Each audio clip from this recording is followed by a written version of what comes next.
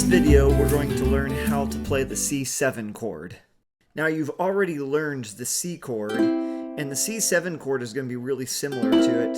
You can tell that it has a slightly different color or sound to it. That's the C, and that's the C7. Now, if we zoom in, you can see that we're going to place our first finger on the first string, the bottom string. This is the string closest to the floor. We're going to put it on the first fret. Again, remember, you're not pressing on the metal bar, but in between the nut and the fret itself. And then the rest of the strings are all going to be open.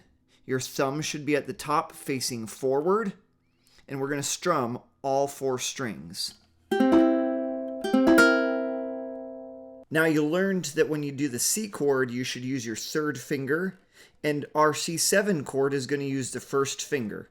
Should be pretty easy to switch between chords if you're using the proper fingers. One of the great things about the C chord and the C7 chord is that oftentimes you can use them interchangeably. There's a lot of times where a piece of music might say C7, you could use the C chord instead. Or if it says the C chord, you could use the C7 chord instead. That's not always the case, so use your ear, but decide what you like the best and stick with that. That's the C chord going to the F, and here's the C7 chord going to the F.